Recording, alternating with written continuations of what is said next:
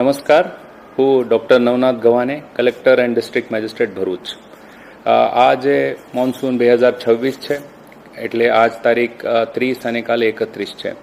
31 તારીખે ભરૂચ જિલ્લામાં red alert ઘોષિત કરવામાં આવેલ છે. આ રેડ એલર્ટનો મતલબ એ છે કે જિલ્લામાં વધારે વરસાદ થવાની શક્યતાઓ છે. આ વધારે વરસાદ થવાની શક્યતાઓના ભાગરૂપે જિલ્લામાં કંઈક જે વ્યવસ્થાઓ ઊભી કરવામાં આવેલ છે એ હું આપણા જણાવવા માંગુ છું. આપણા પાસે 1077 કંટ્રોલ રૂમ જો છે એ 24 કલાક ચાલે છે. એટલે કંઈ પણ પ્રકારની આપણે તકલીફ હોય કે કમ્પ્લેન કરવાની હોય કે વાત પહોંચવાની હોય એ અમારા કંટ્રોલ રૂમ ઉપર આપ કરી શકો. એના સાથે જિલ્લાના સમગ્ર તંત્ર, police, panchayat, RNB, electricity, fisheries, GIDC, આ બધાની તૈયારીઓ જે સતત ચાલતી હોઈએ છે. અને એ તૈયારીના ભાગરૂપે આપણે બધા તાલુકાઓમાં અલગ અલગ ટીમોની રચના કરવામાં આવેલ છે. આ ટીમો સતત જો છે પરિસ્થિતિના ધ્યાને રાખીને હાલ જે છે ફિલ્ડ ઉપર ઊભી છે. આપણા પાસે 20 બોટ ફાઇબરની છે, 6 બીજી બોટો છે. એટલે એ બોટોનું પણ આયોજન કરવામાં આવેલ છે. એનડીઆરએફની ટીમ આપણા અહીંયા ડેપ્યુટ કરવામાં આવેલ છે. એના સાથે એસડીઆરએફની ટીમ પણ આપણા પાસે ઉપલબ્ધ છે. એની જે વહેંચણી છે ડિસેન્ટ્રલાઇઝ એ પણ આપણે નર્મદાની ઉત્તર દિશાના અને નર્મદાની દક્ષિણ દિશામાં આપણે કરવામાં આવેલ છે.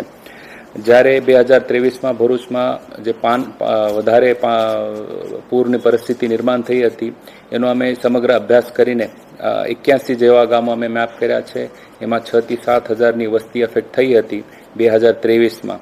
એ અનુભવ ધ્યાને રાખીને અમે આ વર્ષમાં પણ અલગ અલગ ગામોમાં જે છે કઈ વ્યક્તિ કઈ માણસને ઇવેક્યુએટ કરી શકે એડવાન્સમાં એની આપણે પૂર્વ તૈયારી કરવામાં આવેલ છે.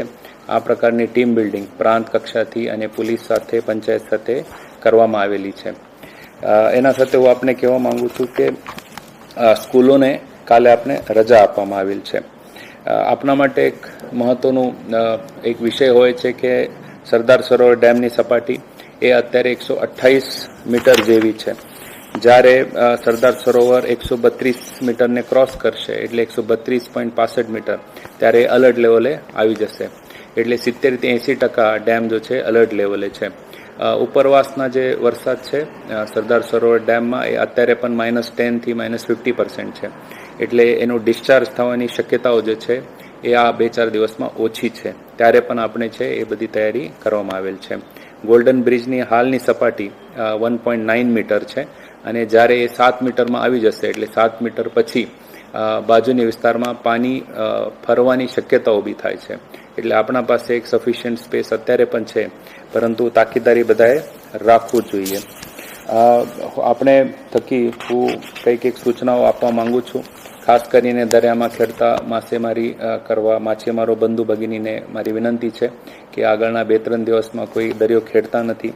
આપણે તાકેદારી રાખીને પોતાને સુરક્ષિત રાખવાની જરૂરિયાત છે.